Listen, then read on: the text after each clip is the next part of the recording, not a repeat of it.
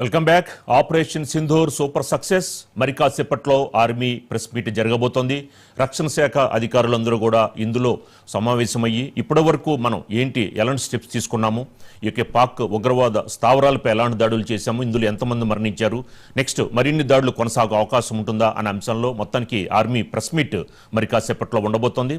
ఈ నేపథ్యంలో పాక్ కూడా ఏదైతే ఎల్ఓసి పక్కన ఉన్న గ్రామాలపై దాడులు చేస్తున్నట్టు మరి ఇప్పటికే మనకు అందుతున్న సమాచారం. దీనికి సంబంధించి మనకి మరింత ఇన్ఫర్మేషన్ మా ఢిల్లీ కరెస్పాండెంట్ శిరీష్ అందుబాటులో ఉన్నారు. శిరీష్, పాక్ ఎల్ఓసి దగ్గర ఉన్న గ్రామాలపై దాడి చేసినట్టు తెలుస్తోంది. అక్కడ ఎలా ఉంది పరిస్థితి? ప్రాణ నష్టం ఏమైనా జరిగిందా శిరీష్? ప్రస్తుతానికైతే 6 పౌరులు అయితే గాయపడ్డట్లుగా సమాచారం కూడా అందుతోంది. పాకిస్తాన్కి సంబంధించిన ఆర్మీ పెద్ద ఎత్తున భారీ పిరంగులతోటి కూడా దాడులంటూ కూడా నిర్వహిస్తోంది. అయితే ఆ ప్రాంతంలో ఉన్న సివిలియన్స్ అందరినీ కూడా ఖాళీ చేయించే విధంగా చర్యలేంటి కూడా చేపట్టారు. ముఖ్యంగా ఈరోజు రాత్రి అర్ధరాత్రి 12 గంటలకు ఈ ఆపరేషన్ సింధూర్ అనేది కూడా ప్రారంభమైంది. దాదాపు 1 గంట కల్లా ఇది కంప్లీట్ అయిందని చెప్పేసి కూడా చెప్తున్నారు.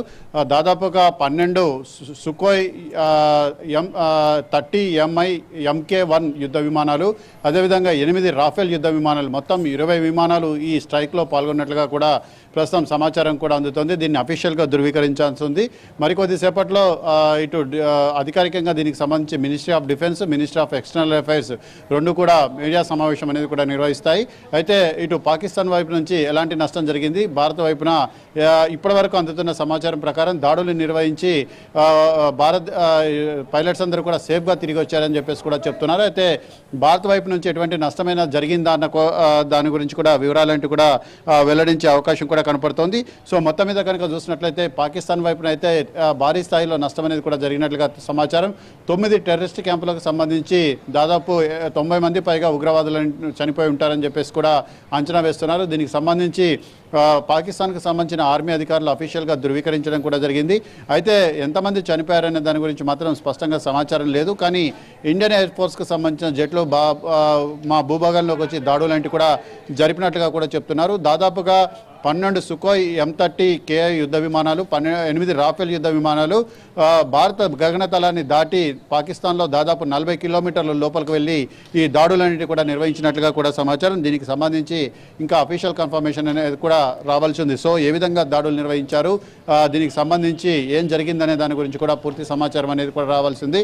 అయితే ఈరోజు తెల్లవారుజామున 3:30 ప్రాంతంలో భారత విదేశాంగ శాఖ అధికారులు, విదేశాంగ శాఖ మంత్రి ఏదైతే అమెరికా, అదేవిధంగా బ్రిటన్, ఫ్రాన్స్, సౌదీ అరేబియాకు సంబంధించి ఇతర కీలకమైన మిత్ర దేశాలకు సంబంధించిన నేతలందరితో కూడా మాట్లాడి వాళ్ళందరికీ కూడా పరిస్థితిని వివరించారు. రష్యాతోటి మాట్లాడలేదు, ఎందుకంటే రష్యాలో ఇంకా అక్కడ తెల్లవారలేదు కాబట్టి మరికొద్దిసేపట్లో రష్యాకు సంబంధించిన వాళ్ళకు కూడా వివరిస్తారు. ఇక్కడ ఉన్న ఎంబసీకి సంబంధించి స్పష్టమైన సమాచారం అనేది కూడా ఇవ్వడం కూడా జరిగింది. అయితే అమెరికా అధ్యక్షుడు డొనాల్డ్ ట్రంప్ కూడా దీన్ని అధికారికంగా ధృవీకరించారు. విజయవంతంగా భారత్ ప్రతీకారం తీర్చుకుంది, ఇది పాకిస్తాన్కు సిగ్గుచేటు వ్యవహారం అని చెప్పేసి కూడా ఆయన వ్యాఖ్యానించడం కూడా జరిగింది. సో మొత్తం మీద కూడా పరిస్థితి అనేది కూడా చాలా టెన్షన్గా ఉంది. సరిహద్దుల్లో కూడా ఉద్రిక్తతలన్నిటి కూడా తారాస్థాయికి కూడా చేరుకున్నాయి. సరిహద్దు గ్రామాల ప్రజలందరినీ కూడా సురక్షిత ప్రాంతాలకు తరలించే విధంగా ఏర్పాట్లన్నీ కూడా ప్రస్తుతానికి అయితే జరుగుతున్నాయి. ముఖ్యంగా రాజౌరి, పూంచ్ సెక్టార్లలో భారీగా పాకిస్తాన్ వైపు నుంచి కాల్పులన్నిటి కూడా ప్రారంభమైనట్లుగా కూడా తెలుస్తుంది. భారత్ కూడా అంత్యస్థాయిలో ధీటుగా కూడా బదిలిస్తుంది. అయితే సరిహద్దు గ్రామాల్లో గగనతల రక్షణ వ్యవస్థలన్నింటినీ కూడా అలర్ట్ చేసినట్లుగా కూడా సమాచారం. అయితే పాకిస్తాన్ వైపు నుంచి కూడా ప్రతీకార దాడులంటి కూడా ఉండే అవకాశం ఉందని చెప్పేసి కూడా సమాచారం కూడా అందుతుంది. అయితే ఇప్పటివరకు కూడా ఇటు ఈ ప్రతీకార దాడులంటి చేపట్టిన విషయం కానీ, లేకపోతే భారత్పై దాడులు నిర్వహించిన విషయం కానీ ఎలాంటి అధికారిక ధృవీకరణ అనేది కూడా పాకిస్తాన్ వైపు నుంచి కూడా రావడం లేదు. మరొక వైపు పాకిస్తాన్ వైపున భారీ నష్టం అనేది కూడా జరిగిందని చెప్పేసి కూడా సమాచారం. ఖచ్చితమైన లక్ష్యాలతోటి ఈ ఉగ్రవాద స్థావరాలన్నింటినీ కూడా ధ్వంసం చేశారు. ఇందులో జైషే మహమ్మద్, లష్కర్ తోయిబా, హిజ్బుల్ ముజాహిద్దీన్కి సంబంధించిన టాప్ ఏదైతే కమాండ్ సెంటర్స్ అన్నిటి కూడా ఉన్నాయో, శిక్షణా శిబిరాలు ఉన్నాయో వాటిని ధ్వంసం చేసినట్లుగా కూడా సమాచారం కూడా అందుతోంది. అయితే ఈ దాడులన్నింటివి ఇంతకే పరిమితం అవుతాయా, ఇంకా కొనసాగుతాయా అనేది కూడా తెలవాల్సి ఉంది. సో ఈ దాడులు మొత్తాన్ని కూడా ప్రధాని నరేంద్ర మోడీ దగ్గరుండి పర్యవేక్షించడం కూడా జరిగింది. దాడులు ప్రారంభమైన దగ్గర నుంచి దాడులు కంప్లీట్ అయ్యేంత వరకు కూడా ఆయన దగ్గరుండి పర్యవేక్షించారు. జస్టిస్ డన్ అని చెప్పేసి మెసేజ్ రాగానే ఆయన ఆపరేషన్ ముగిసింది అని చెప్పేసి కూడా అధికారులకు ఇవ్వడం జరిగింది. 1:40 భారత ప్రభుత్వం ఈ దాడులకు సంబంధించి అధికారికంగా ప్రకటన అనేది కూడా విడుదల చేయడం జరిగింది. మరికొద్ది సేపట్లో మీడియా సమావేశం అనేది కూడా ఉంటుంది. మీడియా సమావేశంలో అఫీషియల్గా వివరాలన్నింటినీ కూడా వెల్లడిస్తారు. అయితే భారత వైపు నుంచి ఎన్ని ఫైటర్ జెట్స్ అన్నిటి కూడా ఈ దాడుల్లో పాల్గొన్నాయి, ఎవరెవరి దాడులు నిర్వహించారు, ఎక్కడి నుంచి ఆపరేట్ చేశారనే దాని గురించి పూర్తి వివరాలన్నింటి కూడా వెల్లడిస్తారు. ప్రస్తుతానికైతే 12 సుఖోయ్ యుద్ధ విమానాలు, అదేవిధంగా 8 రాఫెల్ యుద్ధ విమానాలు వంటివి ఈ దాడుల్లో పాల్గొన్నట్లుగా కూడా సమాచారం. దీనికి 88 అని చెప్పేసి కోడ్ అనేది కూడా ఇవ్వడం కూడా జరిగింది. ముఖ్యంగా ఈ ఆపరేషన్ మొత్తానికి కూడా ఆపరేషన్ సింధూర్ అని చెప్పేసి ప్రధాని స్వయంగా నామకరణం చేసినట్లుగా కూడా కేంద్ర ప్రభుత్వ వర్గాలు కూడా చెప్తున్నాయి. ఏదైతే పెహల్గావ్ దాడిలో దాదాపు 26 మంది అమాయకులను చంపి వాళ్ళకు సంబంధించి ఏదైతే హిందూ స్త్రీలు పవిత్రంగా భావించే నుదుటి బొట్టు ఏదైతే ఉంటారో దాన్ని తుడిచేసినందుకు ప్రతీకారంగా దానికి ఆపరేషన్ సింధూర్ అని పేరు పెట్టి ఈ ఆపరేషన్ అనేది కూడా నిర్వహించినట్లుగా కూడా సమాచారం. అయితే ఇటు ప్రపంచ దేశాలన్నీ కూడా ఇటు చైనాతో పాటు మిగిలిన దేశాలన్నీ కూడా సంయమనం పాటించాలి అని చెప్పేసి కూడా ఇరు దేశాలకు కూడా విజ్ఞప్తి చేశాయి. అమెరికా సంబంధించిన విదేశాంగ శాఖ మంత్రి మార్క్ రూబియో ఇటు national security adviser Ajit Doval, అదేవిధంగా పాకిస్తాన్ నేషనల్ సెక్యూరిటీ అడ్వైజర్లతో ఇద్దరితో కూడా ఫోన్లో మాట్లాడారు. ఈ ఉద్రిక్తతలను ఇంకా తారాస్థాయికి తీసుకువెళ్ళొద్దు అని చెప్పేసి కూడా ఇద్దరికి కూడా సూచన జారీ చేశారు. National security adviser Ajit Doval కొద్దిసేపు క్రితం ప్రధాని నరేంద్ర మోడీతో సమావేశమయ్యారు. ఆయన పరిస్థితి మొత్తాన్ని కూడా ప్రధాని నరేంద్ర మోడీ కూడా వివరిస్తున్నట్లుగా కూడా సమాచారం కూడా అందుతోంది. సో ఓవరాల్గా చూసినట్లయితే మరి దాడుల్లో భారతదేశానికి ఎటువంటి నష్టం జరిగిందా లేదా అనేది కూడా తెలియాల్సింది. కానీ పాకిస్తాన్ వైపు నుంచి మాత్రం 3 యుద్ధ విమానాలను కూడా కూల్చివేసినట్లుగా కూడా సమాచారం కూడా అందుతోంది. అందులో 2 F-16లో ఒకటి J-17 యుద్ధ విమానం వీటిని కూల్చేసినట్లుగా కూడా సమాచారం. అయితే భారత యుద్ధ విమానాలనే కూల్చేసినట్లుగా పాకిస్తాన్ సోషల్ మీడియాలో ప్రచారం అనేది కూడా జరుగుతుంది. కానీ భారత్లోకి చొచ్చుకొచ్చి దాడులు నిర్వహించేందుకు ప్రయత్నాలు చేసిన సమయంలో ఆకాష్ మిసైల్స్ అనేటివి కూడా ఈ 3 యుద్ధ విమానాలను కూడా కూల్చేసినట్లుగా కూడా సమాచారం అందుతోంది. అయితే దానికి సంబంధించి ఇంకా పాకిస్తాన్ అధికారికంగా ధృవీకరణ అనేది కూడా ఇవ్వాల్సి ఉంది. రాజు, శిరీష్, ఈ అంశం నేపథ్యంలో దగ్గరుండి నరేంద్ర మోడీ పర్యవేక్షణలోని దాడులు జరుగుతున్నట్టు తెలుస్తుంది. ఏంటి ఉగ్రవాద శిబిరాలు కానీ ఉగ్రవాదులు కానీ ఏ బార్డర్స్లో ఉండకుండా వాళ్ళ క్యాంపులను కూడా అన్ని మార్చేసుకొని ప్రజలైతే ఎక్కడ ఉంటున్నారో అక్కడికి చేరుకున్నట్టు తెలుస్తోంది. ఎందుకంటే ఎలాగో ప్రజలపై దాడులు చేయరని. ఈ అంశం నేపథ్యంలో ఏమన్నా ఉగ్రవాదులు అక్కడ ఉన్నారు కాబట్టి దాడులు చేసే అవకాశాలు ఉంటాయంటారా, లేదా పర్మిషన్స్ తీసుకుని అటాక్ చేయాల్సిన అవసరం ఉంటుందంటారా? అంటే పక్కా ఖచ్చితమైన లక్ష్యాలన్నింటినీ కూడా సేకరించిన తర్వాత ఈ ఆపరేషన్ అనేది కూడా నిర్వహించినట్లుగా కూడా సమాచారం. ఖచ్చితమైన టార్గెట్లతోటి ఖచ్చితమైన సమాచారంతో సివిలియన్స్కి ఎవరికి కూడా ఇబ్బందులు జరగకుండా ఈ దాడులంటూ కూడా నిర్వహించినట్లుగా కూడా ప్రభుత్వం చెబుతోంది. మా టార్గెట్ ఒకటే, భారత భూభాగంపైకి తీవ్రవాదాన్ని ఎగదోస్తున్న ఉగ్రవాద సంస్థలను ధ్వంసం చేయడం, ఉగ్రవాద సంస్థలకు సంబంధించిన శిబిరాలను ధ్వంసం చేయడమే మా లక్ష్యం అని చెప్పేసి కూడా ఇటు కేంద్ర ప్రభుత్వం కూడా చెప్తోంది. ఇటు పాకిస్తాన్ సైన్యం పైన కానీ పాకిస్తాన్ యొక్క పౌరులపైన కానీ మా దాడుల యొక్క లక్ష్యం కూడా కాదు. దీన్ని అర్థం చేసుకోవాలి. ఒకవేళ రెచ్చగొట్టాలని చూస్తే మాత్రం దీనికి ప్రతీకార చర్యలంటి కూడా ఉంటాయని చెప్పేసి కూడా హెచ్చరిస్తున్నారు. ఇప్పుడే అందుతున్న సమాచారం ప్రకారం శ్రీనగర్ ఎయిర్పోర్ట్ నుంచి వెళ్లాల్సిన అన్ని ఫ్లైట్స్ అన్నింటినీ కూడా రద్దు చేసినట్లుగా కూడా సమాచారం కూడా అందుతుంది. ప్యాసింజర్స్ ఎవరైతే ఉన్నారో వాళ్ళందరూ కూడా ఎయిర్లైన్స్ సంస్థలను కాంటాక్ట్ చేయాలి. వాళ్ళకి సంబంధించిన క్యాన్సిలేషన్ ఛార్జెస్ లాంటివి కూడా పూర్తి స్థాయిలో చెల్లించబడతాయని చెప్పేసి కూడా ఆదేశాలంటివి కూడా జారీ చేయడం జరిగింది. ఇటు నార్త్ ఇండియాకు సంబంధించి ఏదైతే ముఖ్యమైన అమృత్సర్, అదేవిధంగా జైపూర్, దాంతోపాటుగా ముఖ్యంగా చూసినట్లయితే జమ్మూ కాశ్మీర్, శ్రీనగర్, లే లడక్ ఈ ఎయిర్ బేసెస్ ఎయిర్పోర్ట్ ఏవైతే ఉన్నాయో వాటన్నింటినీ కూడా క్లోజ్ చేశారు. ఎట్టి పరిస్థితుల్లోనూ తదుపరి ఆదేశాలు వచ్చే వరకు అక్కడ నుంచి ఎటువంటి విమానాలన్నింటి కూడా నడపొద్దు అని చెప్పేసి కూడా ఆదేశాలన్నింటి కూడా జారీ చేయడం కూడా జరిగింది. సో మొత్తం మీద కూడా భవల్పూర్లో చూసినట్లయితే చాలా అక్కడ ఉద్రిక్తత పరిస్థితులు కూడా ఉన్నాయి. ఎందుకంటే డ్యామేజ్ అనేది కూడా చాలా తీవ్ర స్థాయిలోనే జరిగినట్లుగా కూడా తెలుస్తోంది. ఈ భవల్పూర్లోని సైనిక హాస్పిటల్ని, ప్రభుత్వ హాస్పిటల్ని కూడా సైనిక అధికారులు సందర్శిస్తున్న దృశ్యాలన్నింటి కూడా బయటకు రావడం కూడా జరిగింది.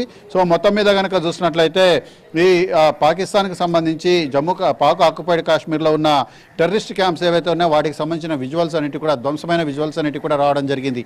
అయితే బాలాకోట ఎయిర్ స్ట్రైక్ తర్వాత ఇటు కాంగ్రెస్ పార్టీతో పాటు చాలా రాజకీయ పార్టీలు కూడా ఈ దాడులకు సంబంధించిన నిర్దిష్టమైన ఆధారాలు కావాలని చెప్పేసి కూడా అడిగిన నేపథ్యంలో వాటిని కూడా సేకరించి బయటకు విడుదల చేయడం జరిగింది. ఇప్పుడు 10 గంటలకు జరిగే మీడియా సమావేశంలో దీనికి సంబంధించి మిగిలిన వాటన్నిటిని కూడా రిలీజ్ చేస్తారు. చేస్తారు.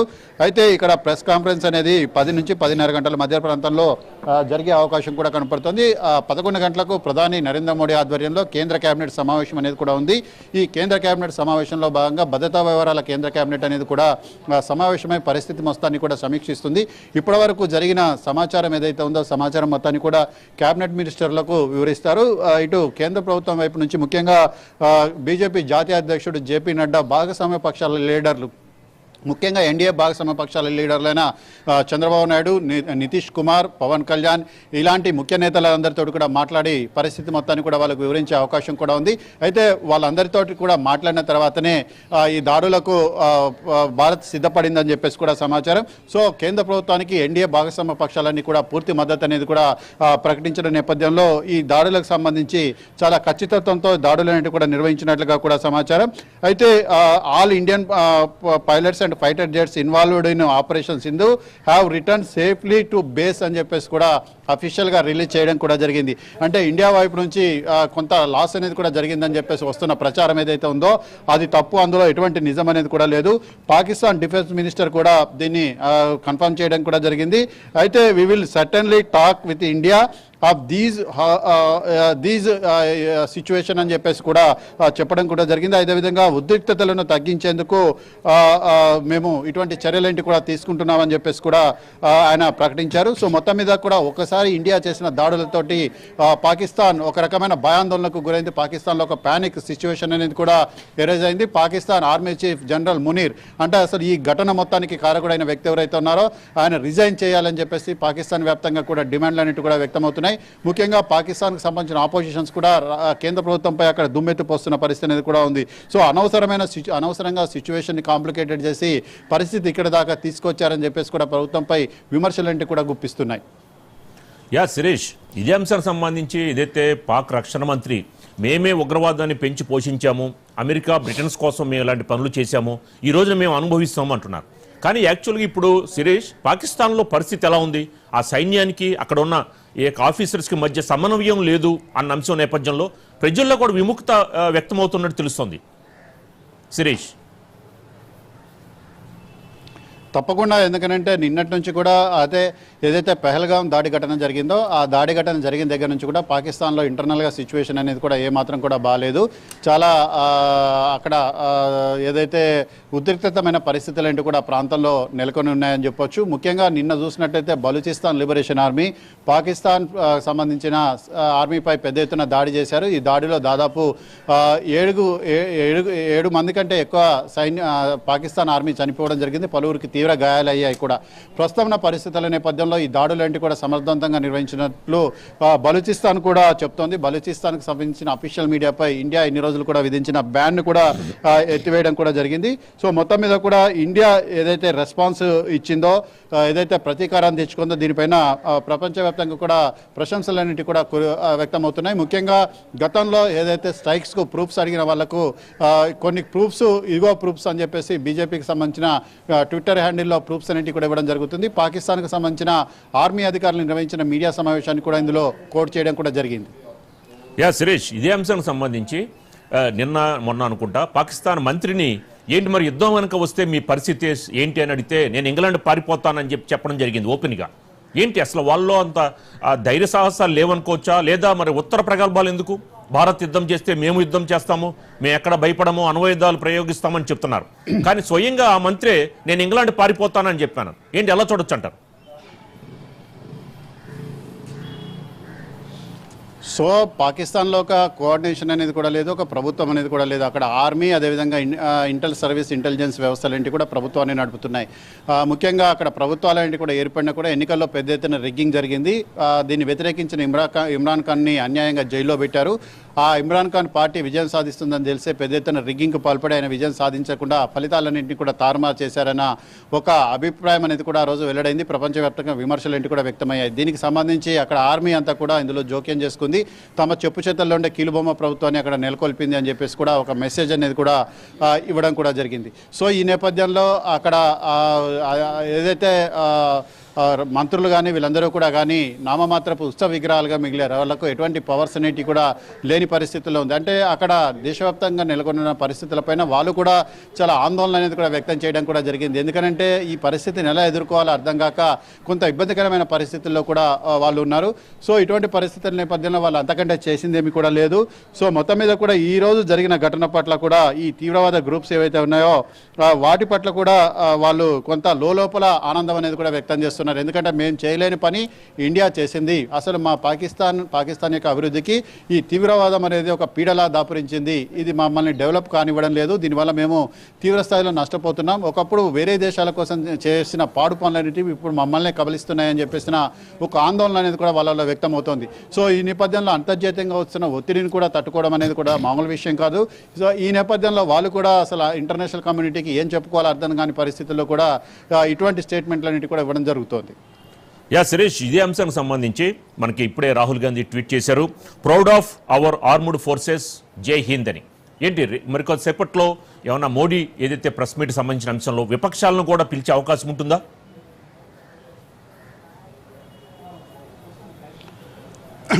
అయితే తర్వాత దీనికి సంబంధించి పరిస్థితి మొత్తాన్ని కూడా వివరిస్తారు. ఒక టైం లైన్ కనుక చూసినట్లయితే 1:20 అంటే అర్ధరాత్రి 12 గంటలకు ఈ ఆపరేషన్ అనేది కూడా ప్రారంభమైంది. ప్రస్తుతం సమాచారం కూడా అందుతోంది. 1:28 ఆపరేషన్ సింధూర్ అనేది సక్సెస్ అయినట్లుగా కూడా ఆర్మీ కన్ఫర్మ్ కూడా చేయడం జరిగింది.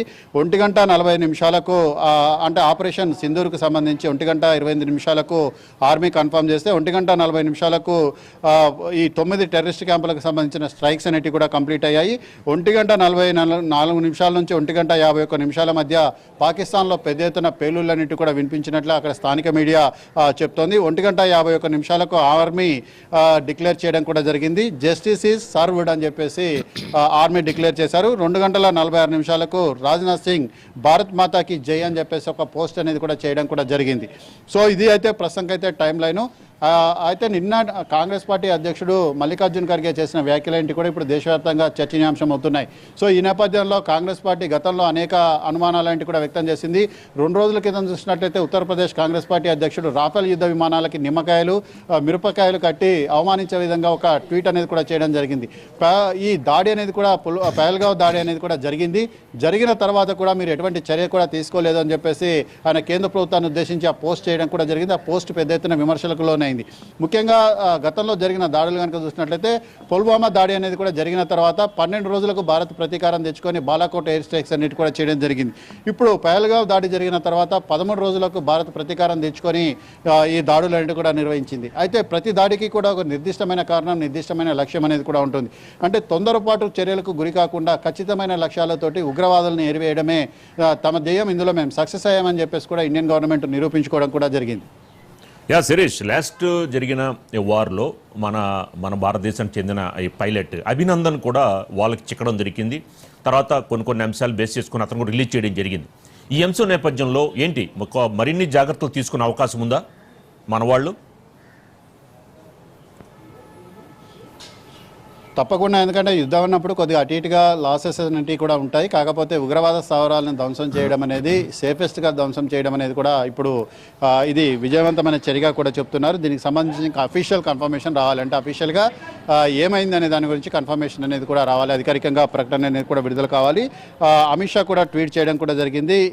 ఇండియా రెస్పాన్స్ అనేది ఏదైతే అమాయకులైన వాళ్ళను, నిరాయుధులైన అమాయకులైన వాళ్ళను, బ్రూటల్ కిల్లింగ్స్ పాల్పడ్డ వాళ్లకు తగిన శిక్ష అనేది కూడా ఈరోజు లభించింది అని చెప్పేసి చెప్తూనే మోడీ గవర్నమెంట్ దీటైన జవాబు ఇవ్వడంలో ఎప్పుడూ కూడా ముందుంటుంది. అదేవిధంగా ఇండియా చేసిన దాడులన్నింటివి కూడా ఏదైతే తీవ్రవాదంపై తీసుకునే కఠిన చర్యలకు నిదర్శనం అని చెప్పేసి కూడా చెప్తూనే తీవ్రవాదాన్ని కూకటి వేళ్లతో పెకిలించేందుకు మా ప్రభుత్వం సిద్ధంగా ఉందని చెప్పేసి ఆయన ఒక స్టేట్మెంట్ అనేది కూడా ఇవ్వడం కూడా జరిగింది. సో ఈ నేపథ్యంలో కనుక చూసినట్లయితే ఈరోజు ఈ స్టేట్మెంట్స్ అన్నిటి కనుక చాలా ఖచ్చితత్వంతో కూడిన స్టేట్మెంట్స్ అన్నిటి కూడా అని కూడా చెప్పొచ్చు. సో అఫీషియల్గా చూసినట్లయితే ఇది భారతదేశానికి పెద్ద విజయం అనేది కూడా ప్రస్తుతం దీనికి సంబంధించి కూడా చెప్తున్నారు. సో దీనికి సంబంధించి ఏదైతే దేశవ్యాప్తంగా కూడా ఏదైతే దీనిపైన ప్రశంసలన్నింటి కూడా వ్యక్తమవుతున్నాయి. మనతోటి ఇదే విషయంపై మాట్లాడడానికి టీడీపీ కర్నూలు ఎంపీ నాగరాజు గారు ఉన్నారు. సార్, ఈరోజు ఇండియన్ గవర్నమెంట్ చేసిన దాడుల్ని ఎట్లా చూస్తారు? ఎందుకంటే ఎన్డీఏ కూటమిలో మీరు కూడా ప్రధాన భాగస్వామ్య పార్టీగా ఉన్నారు. తీవ్రవాదం విషయంలో కూడా మీ అధ్యక్షుడు కేంద్ర ప్రభుత్వానికి పూర్తి స్థాయిలో మద్దతు ప్రకటించడం కూడా జరిగింది. కేంద్రం ఏ చర్య తీసుకున్నా కూడా మేము దానికి మద్దతు ఇస్తామని చెప్పేసి కూడా చెప్పారు. ప్రశాంతంగా ఉన్నటువంటి భారతదేశాన్ని ఎప్పటి నుంచో పాకిస్తాన్ వాళ్ళు చేస్తున్నటువంటి ఉగ్రదాడి మీకు అందరికీ తెలిసిన విషయమే. కానీ ప్రశాంతంగా సాగిపోతున్నటువంటి భారతదేశం యొక్క ప్రజల యొక్క మనస్తత్వాన్ని, ఇంత సున్నితమైన అంశాన్ని వాళ్ళు టచ్ చేశారు. ఎందుకంటే పహల్గావ్ అనేది ఒక టూరిజం పాయింట్. అది భారతదేశం నరేంద్ర మోదీ గారి యొక్క నాయకత్వంలో భారతదేశంతో ప్రశాంతంగా సుభిక్షంగా ఉండాలని చెప్పేసి ఎంతో ఆయన కలలు కన్న దాన్ని వాళ్ళు టచ్ చేసి అక్కడ 28 మందిని ఊచకొత్త కోశారు. ఎంత దారుణంగా అంటే నువ్వు హిందువా ముస్లిమా అంటూ మన దేశాన్ని, మన దేశ ప్రజల యొక్క మనోభావాన్ని దెబ్బతీశారు వాళ్ళు. అందులో భాగంగా ఈరోజు నరేంద్ర మోదీ గారు భారతదేశ ప్రజల ఆకాంక్ష మేరకు ఈ దాడిని ఖండించి అంతేకాదు వీళ్ళకు తగిన గుణపాఠం చెప్పాలా. పలు ప్రజా వేదికల మీద కూడా, పలు ప్రపంచ దేశాల ముందు కూడా భారతదేశం ఎన్నోసార్లు చెప్పింది శాంతికి మారుపేరు భారతదేశం అని చెప్పేసి. అందులో భాగంగా ఈరోజు ఖచ్చితంగా పాకిస్తాన్ మీద ఈ ఉగ్రదాడిని ఖండించడమే కాకుండా వాళ్ళకి తగిన గుణపాఠం చెప్పాలని చెప్పేసి, వాళ్ళకు తగిన సమయం ఇది అని చెప్పేసి నిర్ణయించుకొని అందులో భాగంగా, ఎందుకంటే భారతదేశ ప్రజలు కూడా ఎదురు చూస్తూ ఉన్నారు ఈ పాకిస్తాన్కి తగిన గుణపాఠం చెప్పాలంటే సరైన రోజు రావాలని చెప్పేసి. ఆ రోజులో భాగంగా నిన్నటి రాత్రి వాళ్ళు ఏమైనా 9 మిసైల్స్ పంపించి దాదాపు ఒక 100 మందిని చంపారని చెప్పేసి సమాచారం. ఇది ప్రజలకు ఏమాత్రం అక్కడ ఉండే ప్రజలకు ఇబ్బంది కాకుండా వాళ్ళ యొక్క స్థావరాల మీద దాడి జరిగింది. ఇంతేగాక ఇంకా మున్ముందు వాళ్ళు ఇది మొదటి ఆరంభం మాత్రమే. ఎందుకంటే పాకిస్తాన్ వాళ్ళు ఇకనైనా మేల్కోవాలి వాళ్ళు. ఎందుకంటే భారతదేశాన్ని టచ్ చేస్తే ఏ విధంగా ఉంటుంది దీని పరిణామాలని చెప్పేసి వాళ్ళు మేల్కోవాల్సినటువంటి ఆవశ్యకత ఎంతైనా ఉంది. ఎందుకంటే మా చంద్రబాబు నాయుడు గారు కూడా సంపూర్ణంగా మద్దతు ఇస్తున్నామని చెప్పేసి కూడా మన పునర్నిర్మాణ సభలో కూడా చెప్పారు.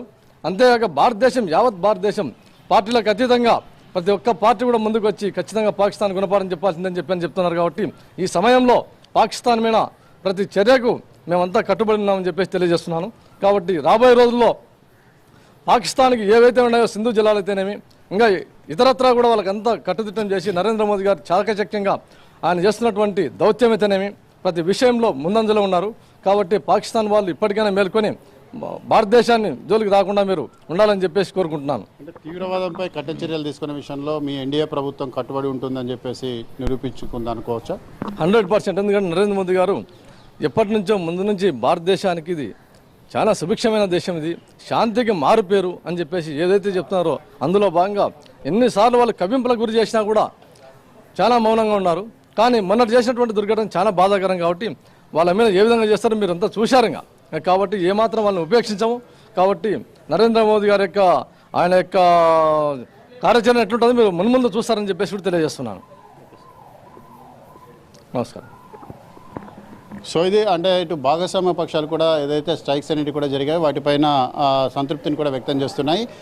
ఇప్పుడే వచ్చిన వార్త ఏంటంటే ఇటు పాకిస్తాన్ సరిహద్దుల్లో ఉన్న లే ఎయిర్పోర్ట్ను క్లోజ్ చేయడం జరిగింది. జమ్మూ ఎయిర్పోర్టు, అదేవిధంగా శ్రీనగర్ ఎయిర్పోర్ట్ను కూడా క్లోజ్ చేశారు. దాంతోపాటుగా అమృత్సర్ ఎయిర్పోర్టు, అదేవిధంగా జోధ్పూర్ ఎయిర్పోర్ట్ను కూడా క్లోజ్ చేశారు.